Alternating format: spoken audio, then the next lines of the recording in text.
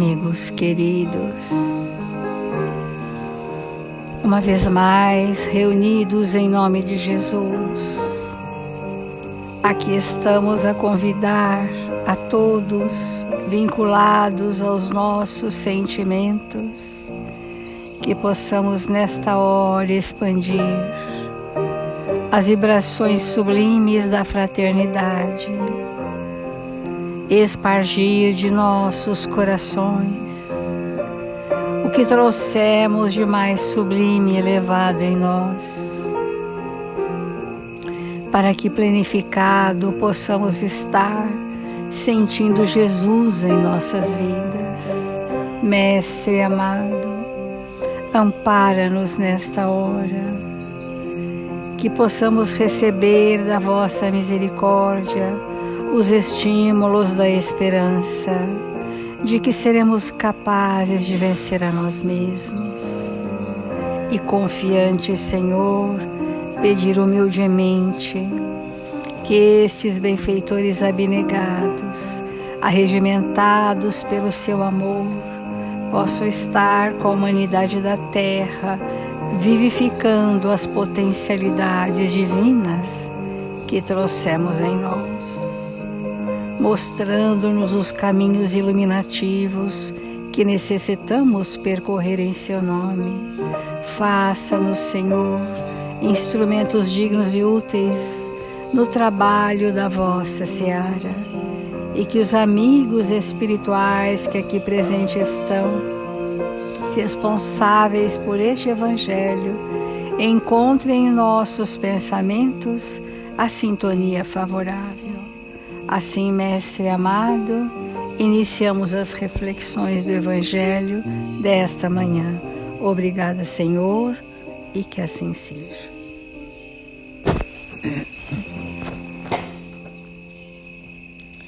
Do Evangelho segundo o Espiritismo, capítulo 5, Bem-aventurados os aflitos.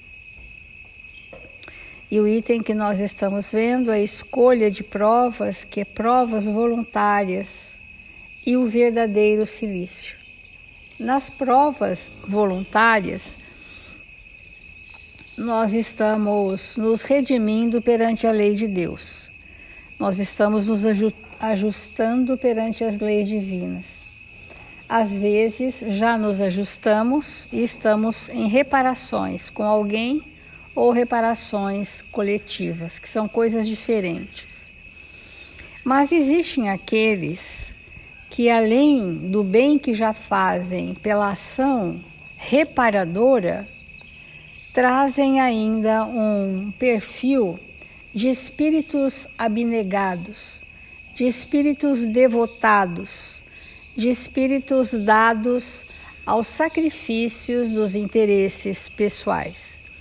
Isso entra num grupo de espíritos que já trazem dentro de si sentimentos tão bem estruturados que espontaneamente buscam servir em nome de Jesus, muitas vezes com muitos sacrifícios da sua própria saúde, da sua própria família, do seu próprio contexto de vida. Estes, então, estão nesse grupo de espíritos verdadeiramente trabalhador espírita cristão. Diz o Evangelho, nós temos falado esses dias todos que nós não devemos enfraquecer nem mortificar nosso corpo por motivos banais. Agora, hoje diria assim, outra coisa é o sofrimento que se impõe para alívio do próximo. Esse sim é um sofrimento justificado pela abnegação e pelo devotamento. Se suportais o frio e a fome para aquecer e alimentar aquele que disso tem necessidade, se o vosso corpo com isso sofre, eis o sacrifício que é abençoado por Deus. Em que espíritos que são dados a essa postura? Aqueles que já trazem a consciência desperta para o sentimento religioso, que não é o religiosismo, mas são abnegados servidores de Jesus que se dedicam muito mais ao próximo do que a si mesmo, né? Ou tão somente ao próximo. E diz assim o Evangelho: vós que deixais vossos aposentos perfumados para ir amansar da infecta, levar a consolação, vós que manchais vossas mãos delicadas, cuidando de chagas, vós que vos privais do sono, para velar a cabeceira de um doente, que não é senão vosso irmão em Deus, vós, enfim, que usais vossa saúde na prática de boas obras, eis o vosso cilício, o verdadeiro cilício de bênção. Porque as alegrias do mundo não secaram vosso coração. Não adormecestes no seio das volúpias destruidoras da fortuna, mas vos fizestes anjos consoladores dos pobres deserdados. O Emmanuel tem uma lição que chama meio bem, que a gente faz o bem dentro das conveniências, desde que não me desacomode, desde que exija sacrifício, desde que eu não tenha que dar nenhum testemunho, desde que eu não tenha tanta coerência assim, nós podemos fazer isso que o Evangelho está dizendo. Mas nós estamos aqui falando o que seria o cilício. O cilício seria cordões, né? Cordas, sisais com pontas de ferro, que as pessoas que estavam se martirizando pensavam dirimir suas culpas. Então, todo aquele que transgredia as leis divinas segundo os seus critérios pessoais, eles se martirizavam até o sangramento, achando que esse sofrimento físico iria aplacar os processos de culpa. Mas a doutrina espírita trouxe para nós que existe um cilício simbólico que é a níveis sacrificiais, que simbolicamente a gente pode dizer: dei o sangue, né? Dei tudo de mim, suei, né? Que estes aspectos sacrificiais, eles são para os espíritos que já venceram o egoísmo, porque não há a menor possibilidade de convivermos com o egoísmo e com a caridade. Então, aqueles espíritos que já venceram o egoísmo, eles estão disponíveis onde quer que haja a dificuldade, onde quer que haja dor, onde quer que haja o desespero, eles estão disponíveis e fazem isso que o Evangelho mostra, um roteiro para a sua vida pessoal. Deixai os vossos aposentos, o conforto dos nossos lares, né, para irmãos que são só irmãos em Deus, nem consanguíneos sãos. Eis o vosso cilício, o verdadeiro cilício de bênçãos, porque as alegrias do mundo não secaram vosso coração. Porque a gente tem falado isso todos os dias, quando nós estamos passando um sofrimento, nós ficamos muito sensíveis à dor do próximo. Tendo passado o sofrimento, nós voltamos muitas vezes à indiferença e queremos usufruir dos bens da terra, que nos trazem extremado prazer. Isso é um conflito ainda para o espírito, né? Que vai devagar transitar para a destinação de todos nós, que é o ajuste com a lei através dos processos de caridade. Nós estamos iniciando hoje o verdadeiro cilício para a gente aquecer o nosso pensamento, né? Quantas pessoas têm se punido, né? Quantas pessoas hoje se mutilam, quantas pessoas se expõem a dores absolutamente inúteis, quantas pessoas vivem aflições desnecessárias que não vão gerar progresso, quantas pessoas se agasalham no sofrimento achando que isso vai levá-las a algum lugar, e isso é uma ilusão total. E esses espíritos ainda trazem essas matrizes seculares desse tempo onde se mortificava o corpo pensando salvar o espírito. E a doutrina espírita veio nos mostrar que é o inverso disso, porque por mais grave tenha sido o nosso passado, a lei é o amor. Por mais desequilibrados possamos ter sido, transgressores das leis divinas, né? Comprometidos moralmente, a lei é a caridade, é o bem, é a alegria de viver para servir. Então, se nós pudéssemos ter isso claro para nós, nós não teríamos esses processos fóbico-ansiosos, as pessoas que se martirizam, que se mutilam, que ficam aguardando que os céus vão trazer uma tragédia para sua casa, que a qualquer momento Deus vai se vingar, ou vai punir, ou maldizer. Muito embora não confessem isso no meio espírita, é assim que pensam. Não confessam porque contrariaria os princípios doutrinários. Mas é assim que pensam, é assim que vivem. E nós já trouxemos várias lições das aflições inúteis, que não geram progresso. E o Emmanuel, no livro Opinião Espírita, ele traz uma lição interessante, pela simplicidade que ela traz, de libertação do nosso espírito dessas amarras do passado. Chama-se Lício e Vida. Nessa legenda, a lógica espírita aconselha disciplinas edificantes e não rigores inúteis. Olha que libertador.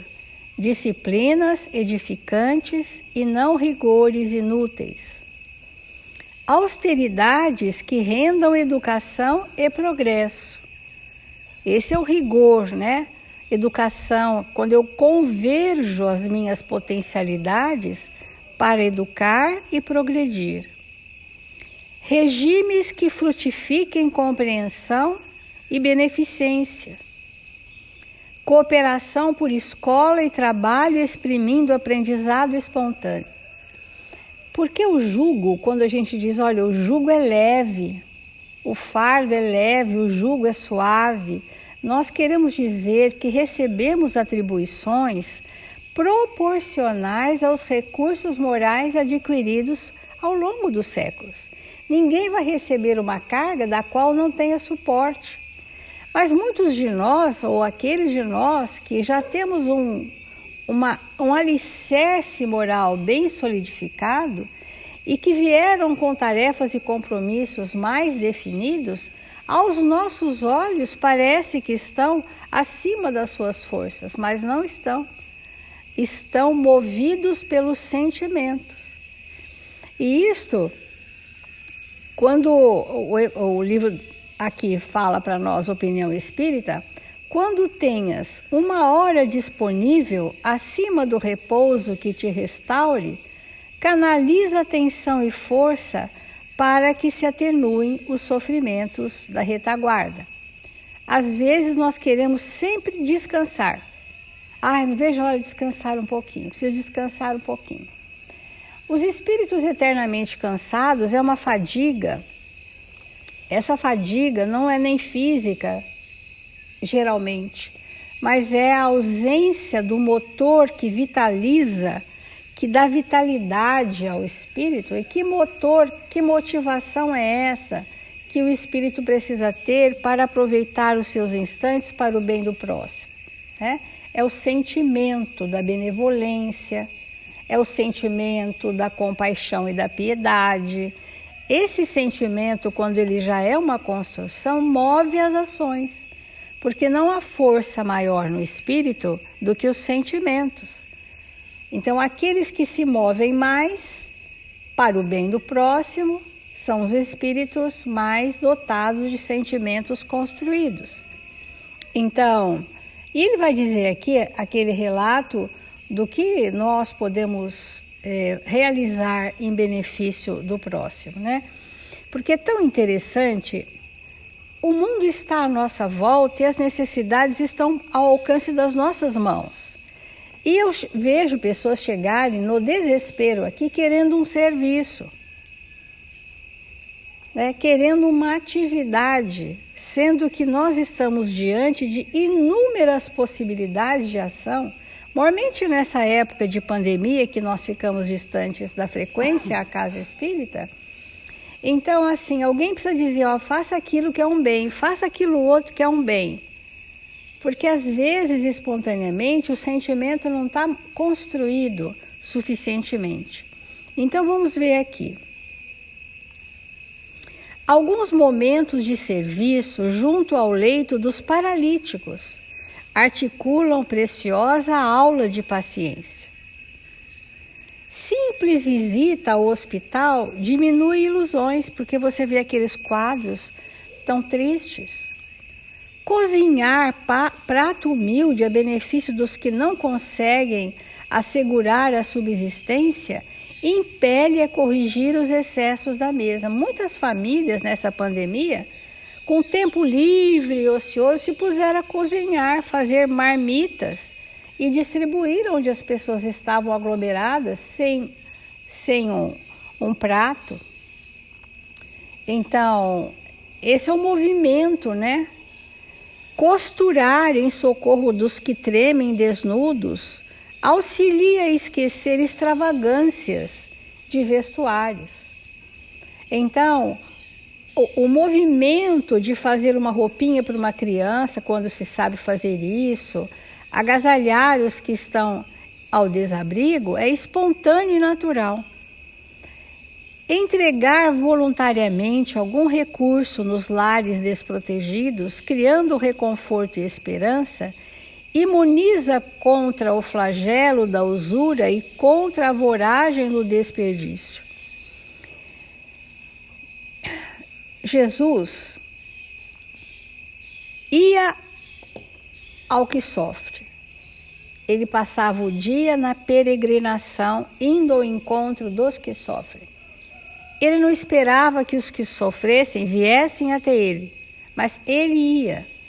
Quando ele era muito pequenininho, muito pequeno mesmo, nesse encontro de Maria e Isabel, Maria diz para Isabel: meu filho, acorda de madrugada e vai para o caminho esperar quem passa antes do sol nascer, para levar uma palavra aos transeuntes do caminho.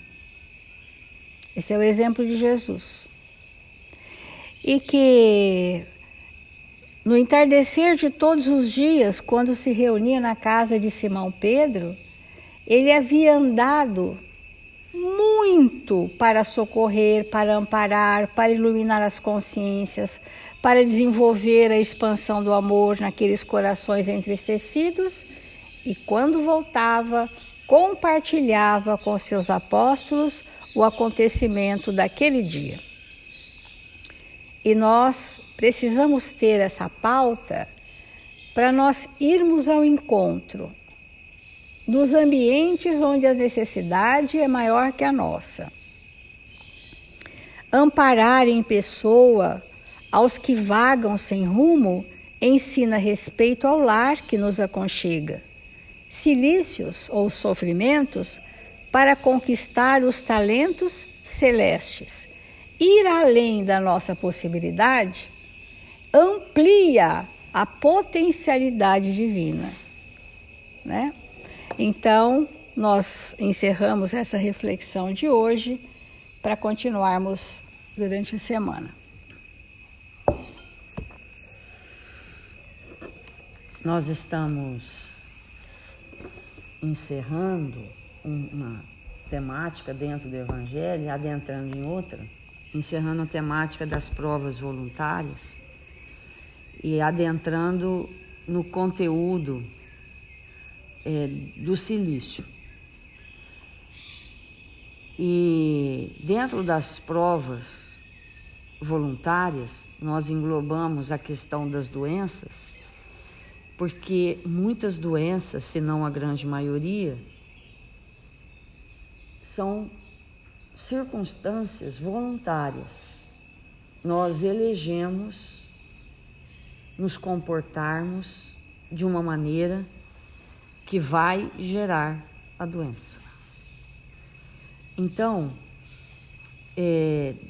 fechando esse assunto, nós estamos terminando de refletir nesse texto de Emmanuel intitulado Remédio Salutar, do Vinha de Luz. E ele faz um comentário de Tiago quando ele diz: confessai as vossas culpas uns aos outros e orai uns pelos outros, para que sareis. Então esse movimento de confessar, ele é muito importante. Esse conceito foi trazido por Jesus. Porque no processo de nós nos confessarmos, e essa confissão, vamos dizer assim, em inúmeros níveis, não precisa ser necessariamente algo que a nossa consciência desaprova. O simples fato de nós começarmos a conversar uns com os outros e confessar que não estamos bem, e aí vamos falando por que não estamos bem, esse confessar, que é uma coisa muito ampla, não é restrita a uma situação única. Inquestionavelmente é o caminho da cura. Por quê? Porque sem nos confessar, nós não reconhecemos que precisamos mudar. Então, quando nós usamos essa palavra, confessar, nós estamos ampliando o nosso entendimento de dizer assim: eu confesso que eu não estou bem, eu confesso que eu errei, eu confesso que não deveria ter feito dessa forma, eu confesso que me equivoquei. É um olhar para si mesmo. Quantas pessoas nós conhecemos que nunca se arrependem de nada? Que nunca, de maneira nenhuma, sobre nenhuma circunstância, confessam. E a ausência dessa atitude impede, dificulta que o ser se perceba. Então vamos pensar num dos itens que a Célia trouxe, um espírito que está agora na Terra numa situação de extrema ociosidade. Às vezes aqui agora ele justifica a ociosidade, ele justifica por causa disso, por causa daquilo e tal, mas ele pode não admitir esse processo dentro dele. Mas no momento que ele admitir, ele vai estar se autoconhecendo. Ele vai estar se autopercebendo. E nós temos feito muito esse trabalho aqui na casa, e a doutrina espírita mostra a importância disso, porque foi Jesus que nos trouxe essa questão, a importância de nós reconhecermos os nossos erros, as nossas dificuldades, num processo profundo de identificação das matrizes mentais que nós carregamos na nossa intimidade, que são geradoras de doença. Então, e quando ele diz, orai uns pelos outros para que sareis, aí de novo a gente tem que entender o que é a oração. Porque a oração como Jesus nos ensinou, é uma comunicação com o Pai. É nós abrirmos, dilatarmos os nossos canais perceptivos para que Deus fale conosco e através de nós. Isso é orar. E aí a gente sara, né? E aí ele comenta nesse texto, nós já estamos comentando há alguns dias, ele diz assim: quantas enfermidades pomposamente batizadas pela ciência médica não passam de estados vibratórios da mente em desequilíbrio. Alinhou a mente o pensamento, a doença pode ceder instantaneamente. E isso é uma coisa importante para nós compreendermos, porque assim, como nós temos falado, a natureza, e nós somos natureza também, ela tem um poder regenerativo inimaginável. Nós não conseguimos dimensionar a capacidade que a natureza tem de se regenerar, desde os átomos até todo o universo, os sistemas solares, as galáxias, tudo, né? Tudo tem uma capacidade muito grande de se regenerar, porque tudo é criado por Deus. Se nós temos uma capacidade tão grande de regenerar, se você corta uma árvore, passa um pouquinho, ela vai cicatrizando. E a grande maioria brota, mesmo que você corte embaixo. Porque isso é uma lei, é a lei da natureza. Se nós entrarmos numa floresta, como a floresta amazônica, fizermos um círculo no meio dela, do tamanho de um estádio de futebol, e deixarmos ali e voltarmos em 20 anos, nós não saberemos onde fizemos o círculo, porque ela vai se regenerar rapidamente. E por que a gente, então, não se regenera tão rápido? O que será que acontece que uma mata tão complexa se regenera, um tronco de uma árvore se regenera, e nós nem sempre nos sentimos regenerar com a mesma intensidade e velocidade que nós vemos a natureza? Por que será?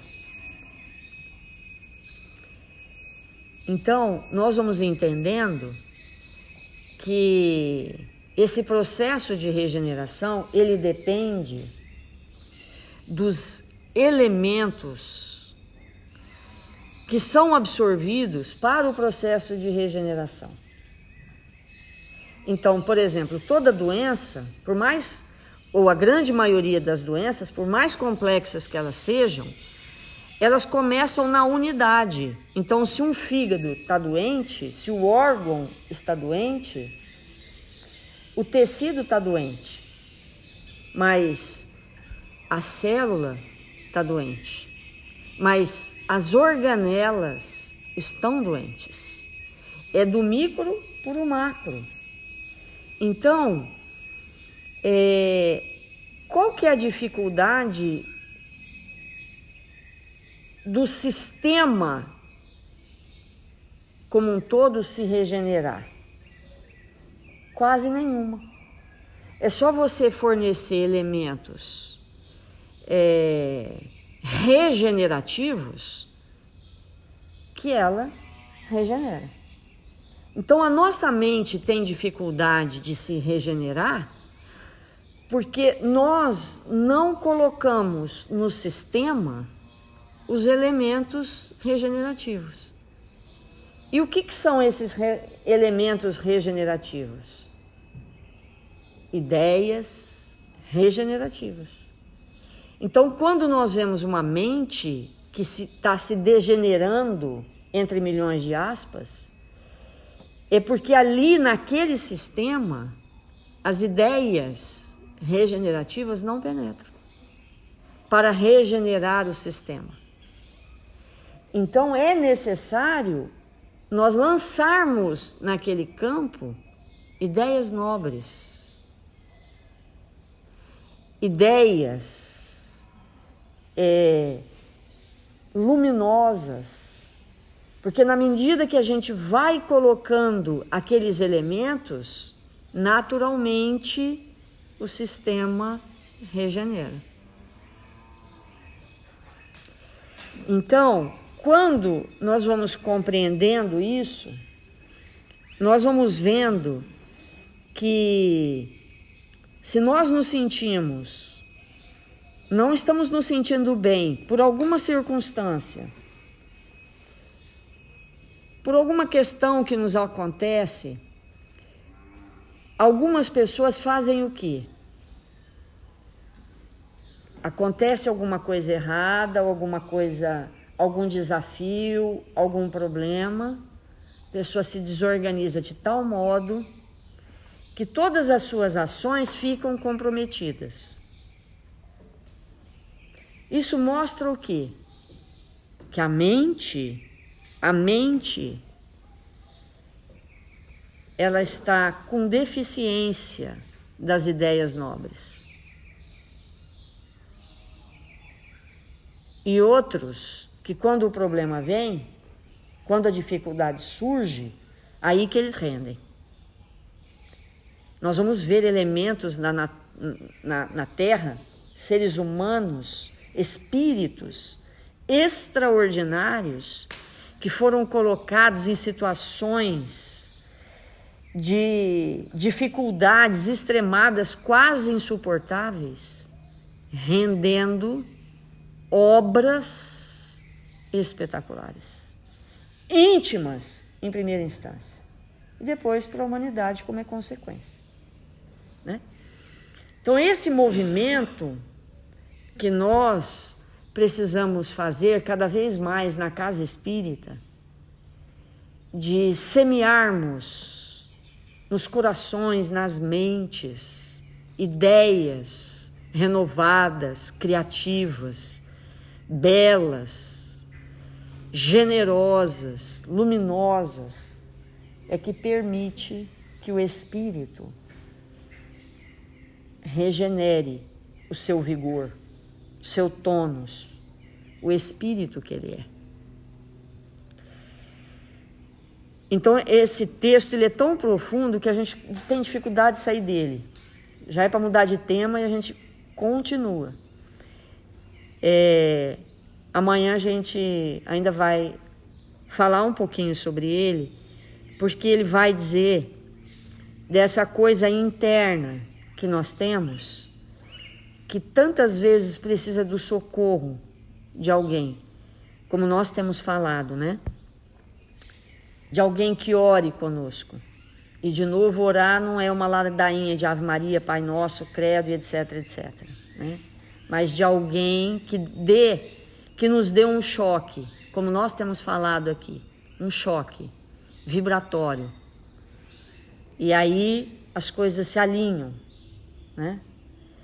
E nós nos recuperamos. Então vamos fazer a nossa prece.